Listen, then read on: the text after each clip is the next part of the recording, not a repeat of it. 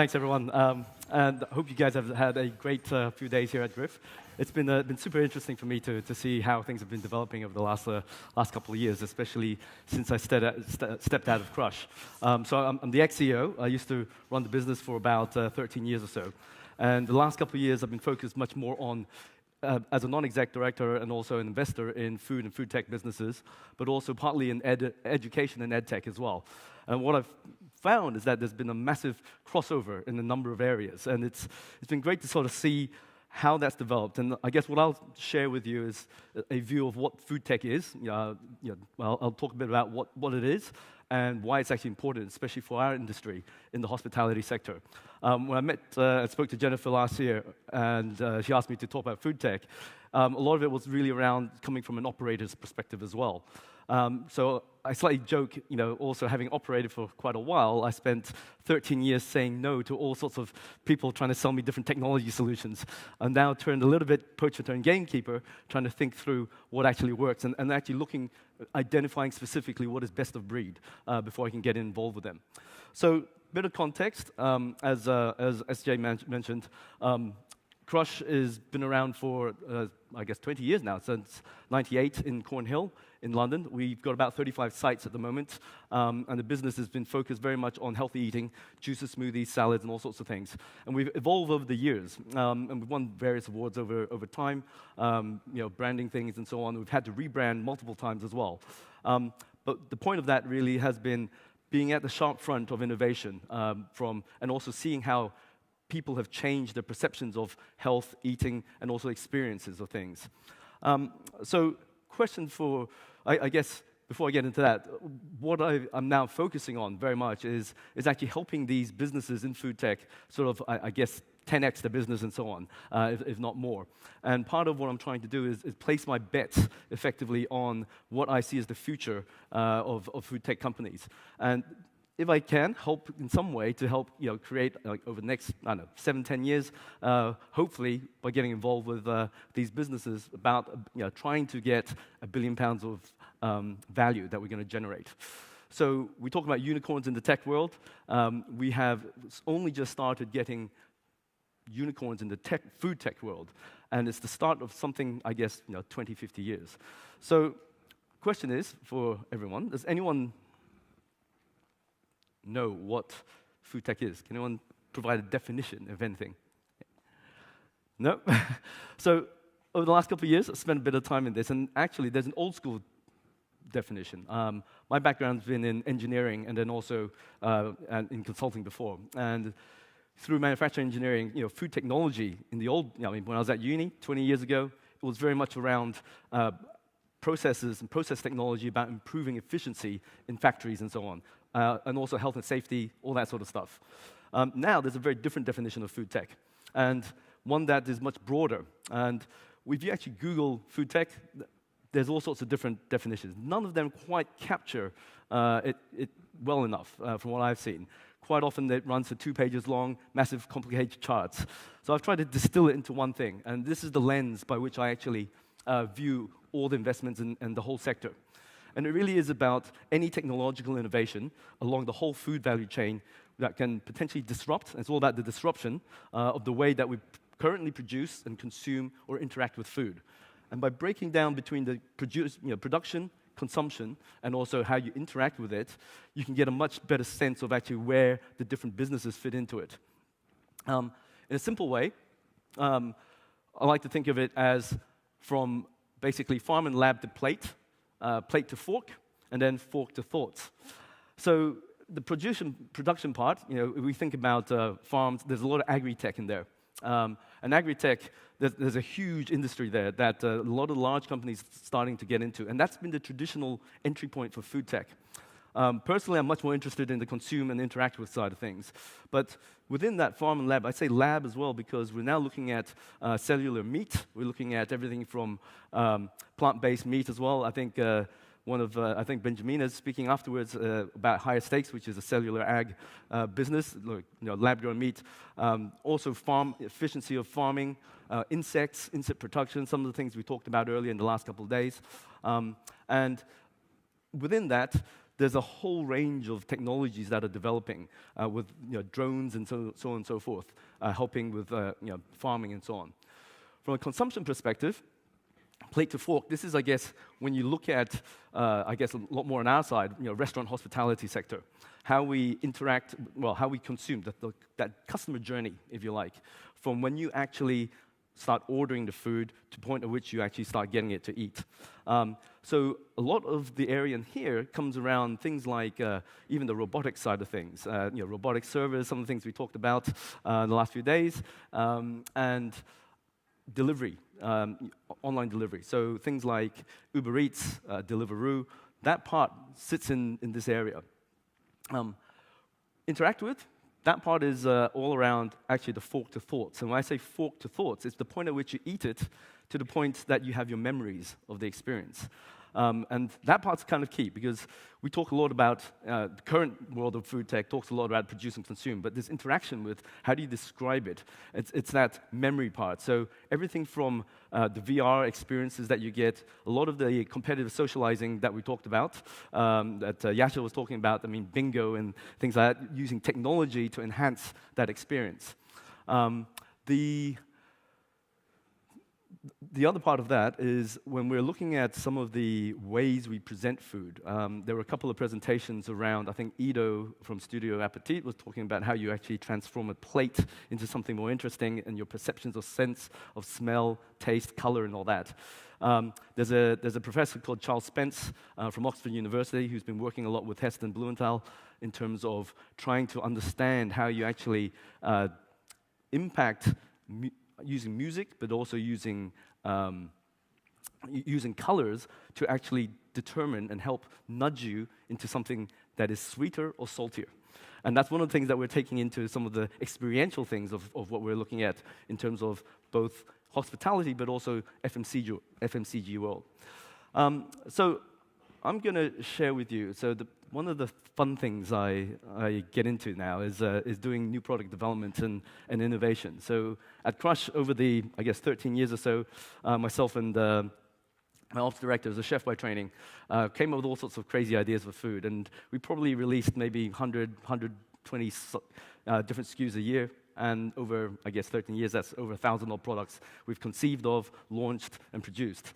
So that's 1% of the whole job of running the business, but it's the fun part of it. And now, what I focus on now is playing around on that space as well in some of the business I get involved with.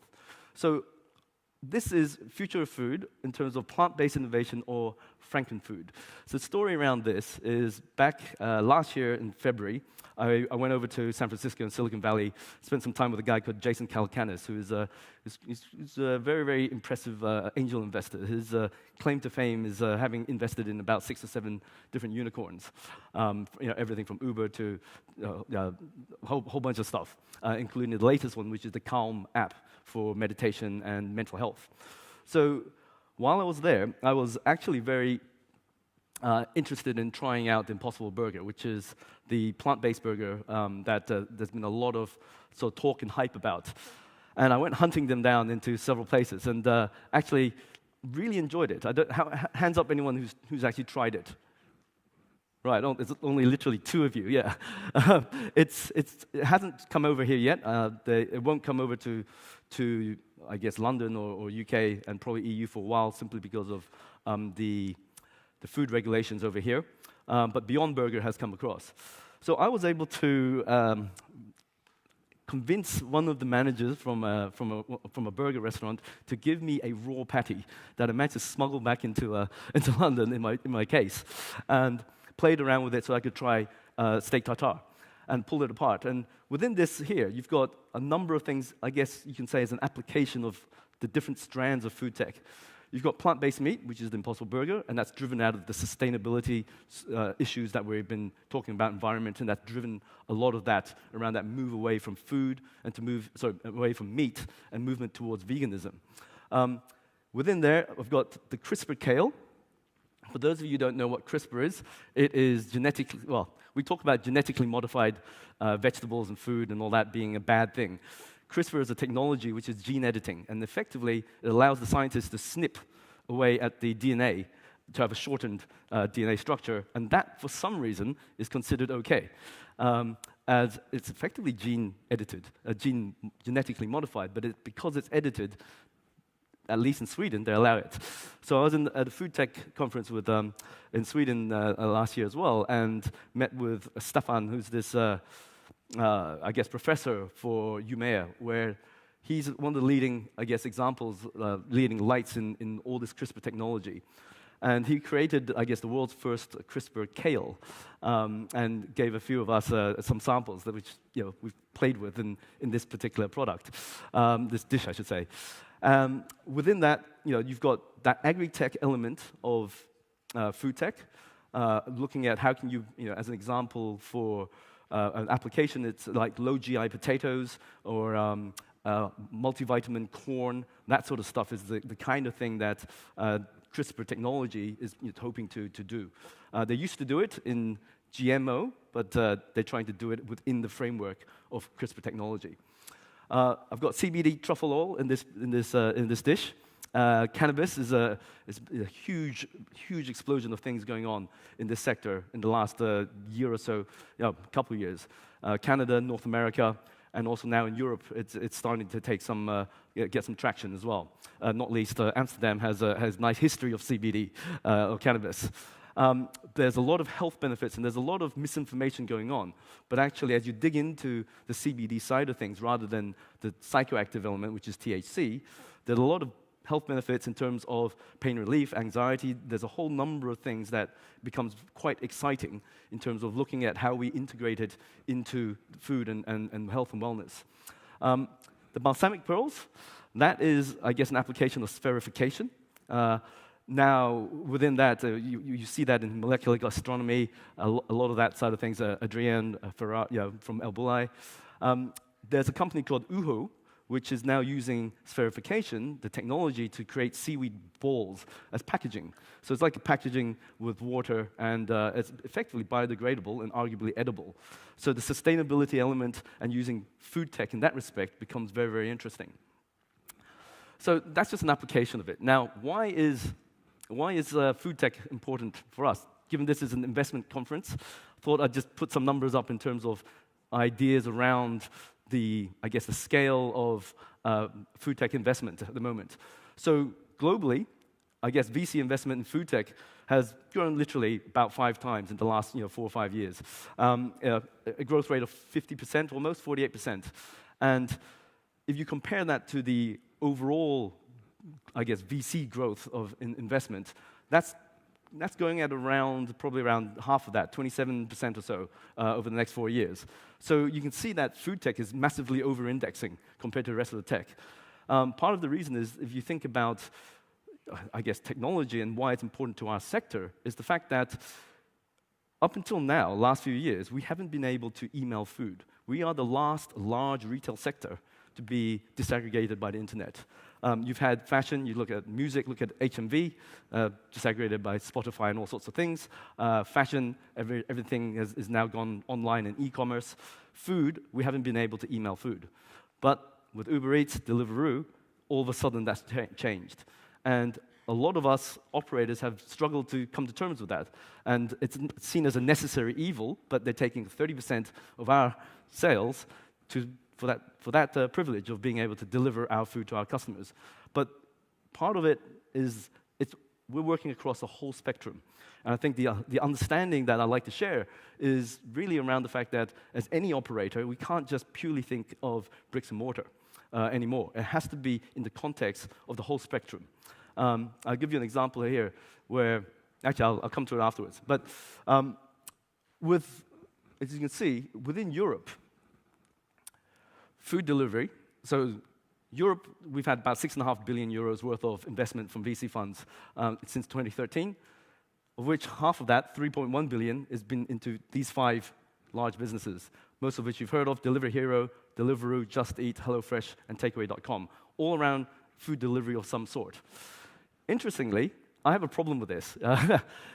It's only 1% of the consumer food retail market. That's one aspect. But the fact is, if you look at those delivery models, these unicorns, if you like, Delivery Hero, Deliveroo by themselves as delivery sort of platforms, question mark whether or not they're actually fundamentally sustainable business models. The current way of operating, arguably, it's not. If they don't, they're losing money hand over fist and having lots and lots of capital injected into it. Now, don't get me wrong, it's here to stay. But I have a problem because the ecosystem by which us operators operate within, it's not really fair. Taking 20 to 30%, it's not a really balanced ecosystem.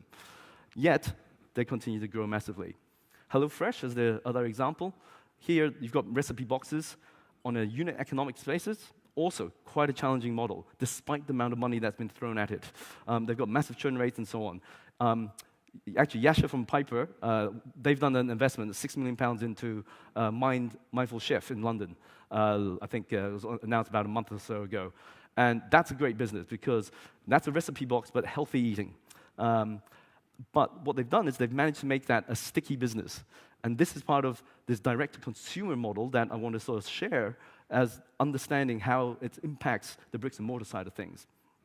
So if you take that to date, at the moment, we are effectively having 3 billion invested in, and that's only less than 1%. So that thin slice is food delivery. Going back to the slide of where we play, food delivery has taken all the money from the VC investment, but it's a tiny little wedge. So the opportunity is the 99% of the rest of the whole value chain. And that's going to be from now for the next 20 to 50 years. I don't know if you saw the news last couple of days. Kraft Heinz has just had a massive write-down of 15.3 billion in the value, simply because they've got a bunch of legacy brands that are from the old school of FMCG. And they're now being attacked by all sorts of direct-to-consumer businesses and so on. We are not far as an industry from that, because the e-commerce side of things, these e-commerce businesses, like Bloom and Wild, the flower business, they know their customers, exactly what they do, where they do it, when they do it, Facebook profiles, Twitter profiles, all that sort of stuff. Us, as operators of bricks and mortar, we don't have that luxury, by and large. You can have an app, you can have a loyalty thing, but that is a small proportion of your actual business. So, thought I'd share it with you. So, some of the businesses I'm involved in, I'm going to share a flavor of what I'm involved in to get a sense of sort of how I'm applying the ideas of food tech. So this is Mr. Lee's Noodles. Damien is Mr. Lee. He basically founded a business a couple of years ago.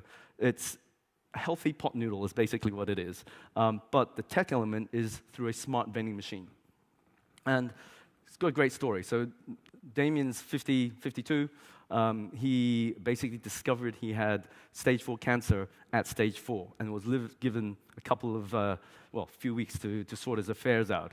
He basically said, I've got 2 young boys, I'm not going to die, I'm going to pull this through. So he went raw, he went healthy, and completely changed his diet and beat the cancer. And he's beat it twice now. But part of that is the story is the fact that because he was Chinese, or half Chinese, half Australian, his comfort food was noodles, but he couldn't eat it because it was all full of crap. So at the end of the day, he decided part of it, when I get better, is to create a healthy noodle. Now, in London, in UK, we have Kabuto and Itsu, which have started to take a premium angle to pot noodles. But no one's really attacked the healthy part. So we use freeze-dried ingredients. There's no nasties in there. And paired with the smart vending machine, it becomes a very, very exciting proposition, because I'm looking at it as an ecosystem. So what you're seeing is effectively what I call a 2-dimensional FMCG product sitting on a shelf. You're able to elevate it through the vending machines and so on with data analytics, all sorts of different things. So a bit like Minority Report. I'll show a little video. So, can I get the video to play? There we go. So this is our 2nd generation machine. The 3rd generation has just come out, and we're trialing it with Compass and Sodexo, companies like the large catering companies, but in Huddersfield University, and also we're looking at hospitals and also hostels. And the new machine is actually a lot more, even more sort of exciting, and it's got a great interface, and the response has been great so far. Over Christmas, we raised about £4 million into the business, effectively, to provide a bit of runway for us to invest in the technology behind it, but also for us to enter different markets. We're in Australia at the moment, and part of it has been interesting because we've gone out on Jetstar, the discount airline there, and basically a bit like EasyJet, and we've had a huge amount of brand awareness. And as a result of that, all the buyers in Australia, Woolworths, has come to us, and within 6 months, they said, we want you on our shelves across 800 stores.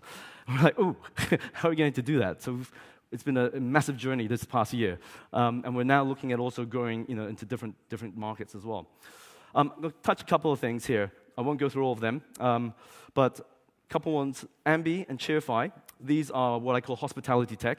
Ambi is about clever playlists, music for all our stores and so on, where you're using a bit of artificial intelligence, basic AI, if you like, machine learning to improve your playlist and also improve, I guess, the mood and change the mood, change things around that. These guys came to me when I was running CRUSSH, and it's a pain point that we all try to solve, and they were effectively best of breed. And with Cheerfy, that is Wi-Fi customer engagement. So if you imagine one of the challenges that we have as operators, from a CRUSSH perspective, we had 60-odd thousand customers a week, no real idea who they are. I mean, we know what they spend, what they buy, but I actually don't know who they are from a profile perspective. This levels the playing field. We don't have the ability of having a Nectar card or a Tesco Club card, but the ability to basically sign up on Wi-Fi, profile your customer, but then also provide rewards, loyalty, but also seek feedback becomes massively interesting. And they've been, so the guys are half based in Madrid, half based in UK. They did this is where it becomes interesting for our sector, whether it's hotels, restaurants, and sort of pubs and chains like that. Because Heineken, for the World Cup last year, actually effectively got involved with Cheerfy and sponsored to pay for Cheerfy to go into a number of bars and pubs.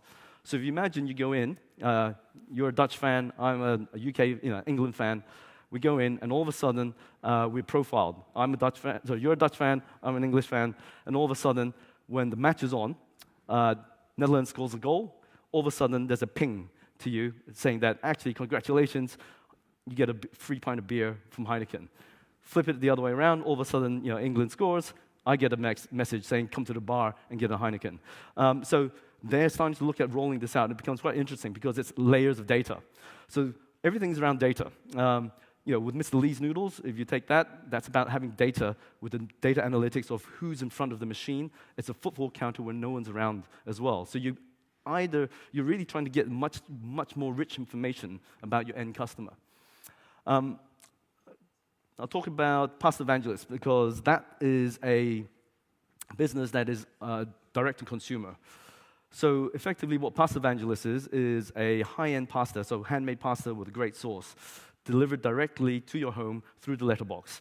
For those of you who heard Yasha talk about from Piper, he was talking about one of their investments, Bloom and Wild. The flowers through the letterbox. Aaron, who's the founder of that, is an advisor with me on Pasta Evangelist. And understanding, taking that e-commerce route into the food aspect has been really interesting.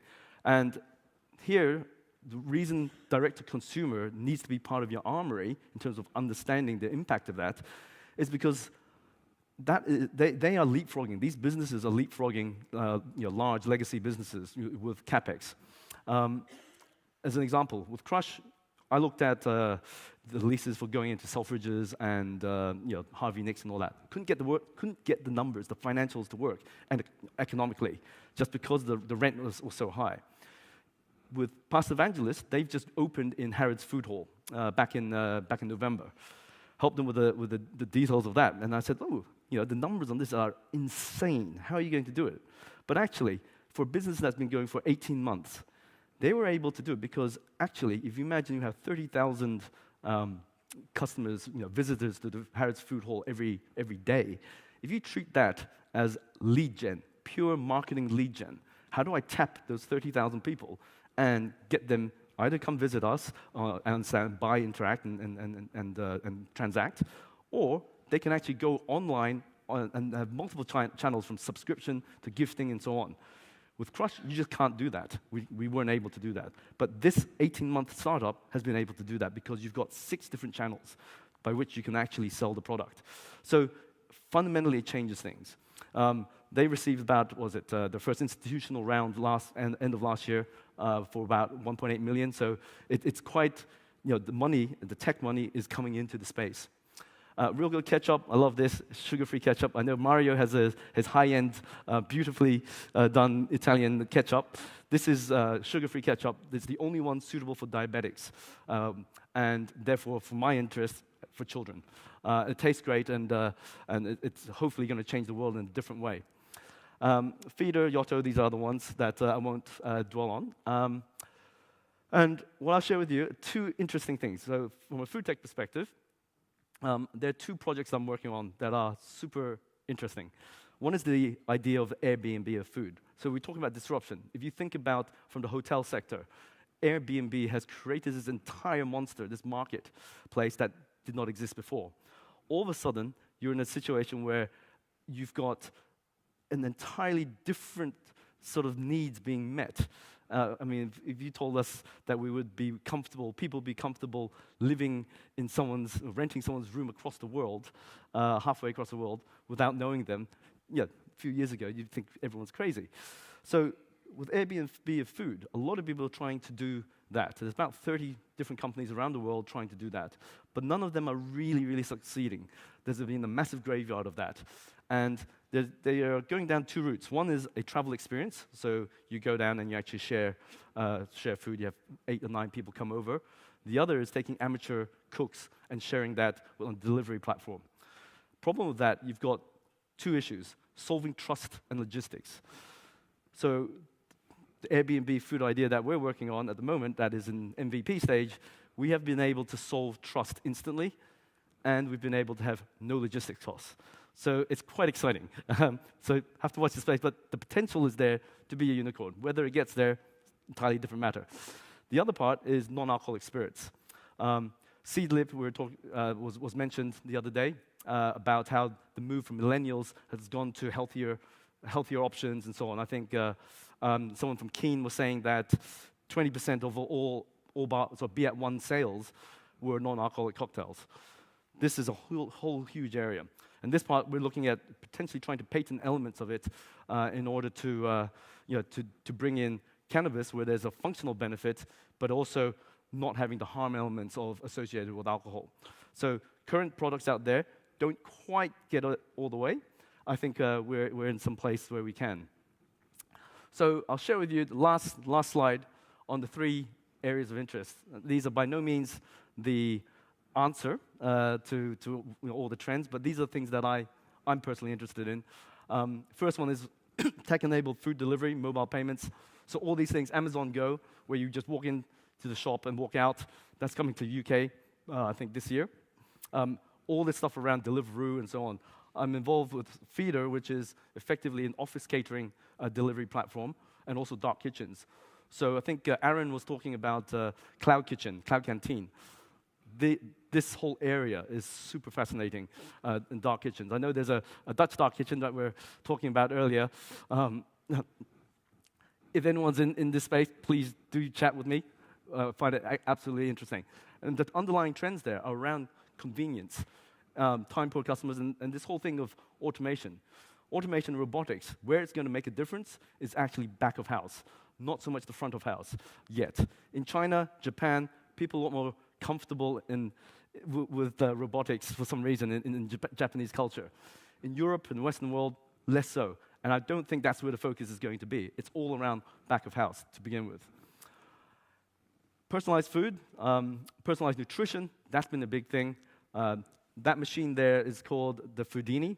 Absolutely love it. It's a 3D printer, 3D food printer that can take anything and print food in your home. Now, that's not going to be in our homes, for maybe 5, 6, 10 years or something like that. But if you imagine that in a care home perspective or large catering, you can, if you're in a hospital, for example, the person next to you has a different ailment to you, but the food that you're served currently is full of slop. Probably kill you. But if you can have the perfect size, no waste, full traceability, sustainability, and also exactly the right portion, becomes very, very interesting. So there's a whole lot of things around blockchain in the whole personalized nutrition element as well. And then lastly, it's around, part I'm interested in is data-driven and I guess artificial intelligence and music around the customer experience. We talked a bit about the elements of social competitiveness and entertainment, all that. It's all about elevating that experience and using technology to support that, but not take it away from it.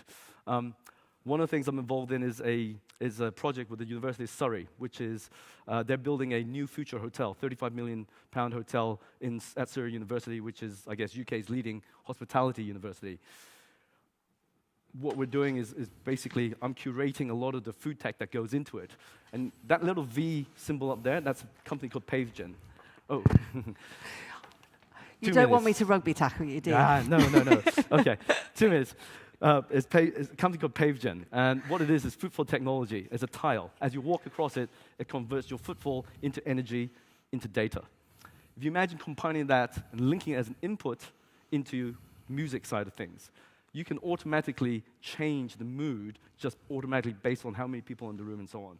So that we're then running research on that basically to demonstrate that if you have the right music, we can increase your sales by whatever percentage. If you then roll that out and imagine a shopping mall, all the dwelling areas, that becomes pretty interesting. So let me leave it at that. This is super exciting stuff, and it really is a new world. It's fascinating and really, really innovative. Thank you so much for that brilliant presentation. Right. Thanks so much. Thanks, that's it.